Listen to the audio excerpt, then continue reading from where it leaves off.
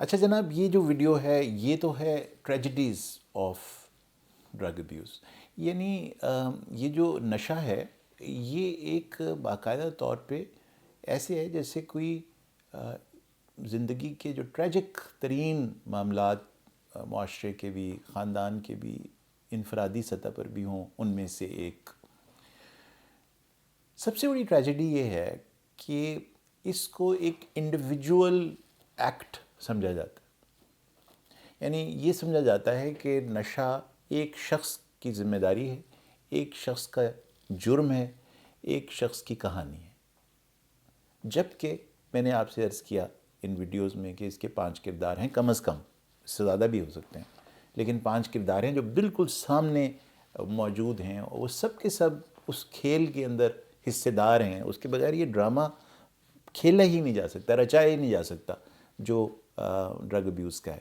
تو اس کو یہ سمجھ لینا کہ یہ ایک انفرادی عمل ہے، اس سے زیادہ تو میں سمجھتا ہوں کہ کوئی بڑا ٹریجک سین نہیں ہو سکتا. آپ یوں سمجھ لیجئے کہ 5 لوگوں نے مل کے ایک جرم کیا ہو اور آخر میں باقی 4 جو ہیں وہ تو الگ ہو جائیں اور ایک شخص کے ذمے اس جرم کی ساری ڈیٹیلز ڈال کے اور غائب. تو یہ تو میرے خیال میں انصاف کے تقاضوں پر پورا نہیں اترے گا معاملہ. یہ پہلی ٹریجڈی ہے کہ معاملہ 5 لوگوں کا ہے اور دیکھنے میں مجرم ایک. دوسری چیز کہ ہے بیماری اور سمجھا جرم جاتا ہے. یہ اب الگ ایک مصیبت ہے. کبھی آپ نے کبھی نمونیا کو، کبھی ہارٹ اٹیک کو، کبھی کرونا کو جرم قرار دیا ہے؟ ڈیزیز ہے اور اس کے سفرر کو مجرم سمجھتے ہیں. یہ دوسری ٹریجڈی ہے. تیسری ٹریجڈی، اس کے بہت سارے محرکات ہیں. ایک بائیولوجیکل ولنریبلٹی ہے، یعنی بہت گہرا تعلق ہے جینز کا. میں نے آپ سے ذکر کیا جینیٹک پری ڈسپوزیشن ہوتی ہے باقاعدہ طور پہ. زندگی کے پہلے 25 سال میں ہونے والی ایڈکشنز جو ہیں ان میں تو پریڈومیننٹلی آپ سمجھیں کہ کوئی 70% رول اس بات کا ہوتا ہے کہ میرے جینز میں ایک پری ڈائلیکشن ہے نشے کے لیے. 70%. تو اب یہ ایک جینیٹک ڈس آرڈر ہے آلموسٹ، آپ سمجھ لیجئے اس کو، اگرچہ یہ سائنسی طور پر غلط لفظ ہوگا، لیکن میں آلموسٹ فرسٹ 25 ایئرز میں اگر کوئی شخص ڈرگ ابیوز سٹارٹ کرتا ہے، الکوہول لینی شروع کر دیتا ہے، تو ہم اسے یہ کہیں گے کہ اس کے اندر پریڈومیننٹلی رول میرے جینز کا ہے. تو جناب اگر میرے جینز مجھے اس طرف لے کر جا رہے ہیں تو جینیٹک ڈس آرڈرز میں کتنا آپ اس شخص کو رسپانسبل قرار دے سکتے ہیں اس پرٹیکولر ڈیزیز کے لیے؟ نہیں قرار دے سکتے. اگر کسی کو شوگر ہو جائے، ٹائپ 1 ڈائبٹیز، اس لیے کہ وہ پیدائشی طور پر اس کے اندر جینیٹکلی بنتی ہی نہیں تھی انسولین، تو اس پر اس کو کیا جرم اس کا ہے اس ساری صورتحال میں؟ کتنی ہمدردی ہماری اس شخص کے ساتھ ہوتی ہیں. تو اب دیکھیے، اور یہی سب سے زیادہ کامن ایج ہے ڈرگ ابیوز کی. بہت سارے لوگ جن میں ڈرگ ابیوز ہے ان کی ٹریجڈی دیکھیے کہ پرابلم ان کی جینیٹک ہے اور مجرم انہیں قرار دیا جا رہا ہے. آگے چلیے. ہاں یہ بھی صحیح ہے کہ بہت سارے لوگ ہیں جن کے فیملیز میں یا جن کی جینیٹکس میں ایسا نہیں ہوتا، لیکن بہرحال پھر بھی وہ ڈرگ ابیوز میں چلے جاتے ہیں. No doubt. اگلی ٹریجڈی دیکھیے. اگلی ٹریجڈی یہ ہے کہ بائیولوجیکل، سائیکولوجیکل اور سوشل پرابلمز مل کے یہ ڈیزیز کے عوامل اکٹھے ہوتے ہیں اور ڈرگ ابیوز ہوتی. لیکن جو کسی بھی آپ ڈرگ ابیوزر سے بات کریں، وہ چرس پی رہا ہو، وہ افیون کا نشہ کر رہا ہو، شراب کا نشہ کرتا ہو، وہ کوئی اسٹیمولنٹس لیتا ہو، سائیکو اسٹیمولنٹس لیتا ہو، وہ کوئی میتھل فینیڈیٹ استعمال کرتا ہو، کریک لیتا ہو، کوئی اور جو بھی اسٹیمولنٹ ڈرگز ہیں اس وقت، کوکین لے رہا ہو، وہ ایک ایسی کیفیت حاصل کرنا چاہتا ہے اس ڈرگ سے جس کو وہ ایک روحانی کیفیت کہتا ہے. اس کو ایک اسپریچول ڈائمنشن اس کے ساتھ اٹیچڈ ہے، اس کیفیت کے ساتھ جس کو وہ محسوس کرتا ہے.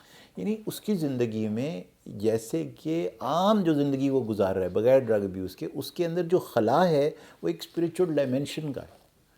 لیکن اس کے ٹریٹ کرنے والے، اس کو سمجھنے والے، اس کے اوپر ریسرچ کرنے والے لوگ چونکہ اسپریچولیٹی کو سائنس سے الگ مسئلہ سمجھتے ہیں اور سمجھتے ہیں کہ سائنس تو صرف اس آرگن کے جو فزیکل اور سائیکولوجیکل اور سوشل انفلوئنسز ہیں ان پر بات کرے گی، اسپریچول لیول پر بات ہی نہیں کرے گی، تو پھر وہ اس پرٹیکولر فیکٹر کو جو کہ اس مریض کے لیے بہت امپورٹنٹ ہے اور وہ جو کیفیت حاصل کرنا چاہتا ہے وہ اسپریچول ہے، اس ڈائمینشن کو آپ اسٹڈی ہی نہیں کرنا چاہتے، اس کو سمجھنا ہی نہیں چاہتے کہ یہ کیا ایشو ہے، یہ کیا ویکیوم ہے اس کے اندر. تو آپ جس چیز کو حاصل کرنا چاہتے ہیں وہ آپ کے اندر کم ہوگی نا، تبھی تو آپ حاصل کرنا چاہتے ہیں. سمپل لاجک کی بات ہے. تو اس ڈائمینشن کو سمجھنا کتنا امپورٹنٹ ہوگا. اس دنیا کو جو کہ روحانی دنیا ہے، اس کا کتنا بڑا انفلوئنس ہوگا ڈرگ ابیوز میں. آپ ذرا دیکھیے تو صحیح جا کر کہ سب سے زیادہ ڈرگ ابیوزرز آپ کو کہاں ملتے ہیں؟ خانقاہوں کے ارد گرد بیٹھے ہوئے. کیوں خانقاہوں کے ارد گرد بیٹھے ہوتے ہیں؟ کہ انہیں لگتا ہے کہ شاید ہم یہاں اللہ کے زیادہ قریب ہیں، ہم کسی برگزیدہ بزرگ کے زیادہ قریب ہیں، تو ہماری قربت ہو رہی ہے ایک روحانی کیفیت کے ساتھ.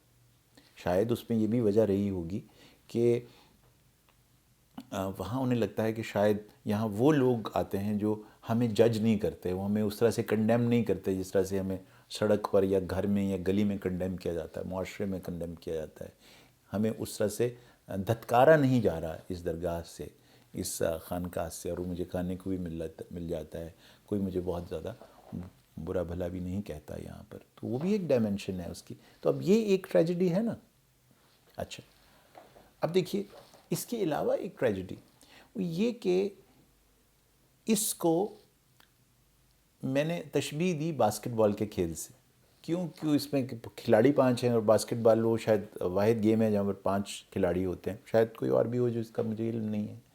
تو وہ جو 5 کھلاڑی کھیل رہے ہیں، عام طور پر باسکٹ بال کے گیم میں 5 کھلاڑی مل کے اپوزٹ ٹیم کو شکست دینے کی کوشش کرتے ہیں، زیادہ پوائنٹس حاصل کرنے کی کوشش کرتے ہیں. اور یہاں 5 کے 5 ایک دوسرے کو ہرانے کی کوشش کر رہے ہیں. بھائی آپ اگر کوئی کھیل کھیلتے ہیں تو اپوزٹ ٹیم کو ہرانے کی کوشش کرتے ہیں، تو یہاں دشمن تو آپ کا نشہ ہے، اس کو ہرائیے نا مل کے. یہاں کیا ہو رہا ہے کہ وہ 5 کے 5 مل کے ایک دوسرے کو ہرانے کی کوشش کر رہے ہیں.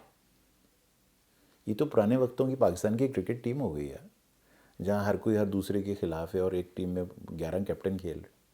تو یہ کیفیتیں، یہ ٹریجڈیز ہیں، بہت بڑی ٹریجڈیز ہیں جو کہ نشے کی دنیا میں رہنے والے ان لوگوں کی زندگی کو عذاب میں مبتلا رکھا ہوا ہے. یہ ٹریجڈیز آپ کے سامنے لانے کا مقصد خواتین و حضرات یہ تھا کہ شاید آپ کے دل میں اس سفرر کے لیے اور ان 5 پلیئرز کے لیے کچھ تھوڑی سی ایک مختلف کیفیت پیدا ہو جائے اس سے کہ جو اس وقت ہے. کہیں ہم نے جو اس کو ایک پولیس کا اور اینٹی نارکوٹک فورس کا اور ایک وہ جو پوری ایک دنیا ہے جو کہ جرم کو اکھاڑ کے پھینکنے والی دنیا ہے، وہاں اس کے ساتھ اس سے منسلک کر رکھا ہے. معاملہ جتنا زیادہ قریب جاتا جائے گا اس جرم کی دنیا کے، تو پھر صاف ظاہر ہے یہ ڈیزیز کی دنیا سے دور جاتا جائے گا. اور جتنا وہاں اس جرم کی دنیا کے قریب جاتا جائے گا تو پھر آپ کو معلوم ہی ہے کہ وہ لوگ شاید وہاں جرم کی دنیا میں جائیں گے تو صرف اس لیے کہ وہ ہیروئن پیتے ہیں، لیکن جب واپس آئیں گے تو شاید وہ چور، ڈاکو، لٹیرے، قاتل اور جانے کیا کیا اور جرم ہے جو وہ کرنے پر باقاعدہ طور پر راضی ہوں گے اور سیکھ چکے ہوں گے. اگر ہم تو یہ جو ویڈیو ہے اس کا مقصد یہ ہے کہ اسے ایک ٹریجڈی کے طور پر لیجئے، اس کو ایک بیماری کے طور پر لیجئے، اس کو ایک اسی طرح سے روحانی مسئلے کے طور پر، بائیولوجیکل، سائیکولوجیکل اور سوشل ڈس آرڈر کے طور پر لینا ضروری ہے. پھر شاید کچھ اس کے اندر ہم کنٹریبیوٹ کر سکیں اور اس کی جو عذاب ہیں ان کو کم کر سکیں.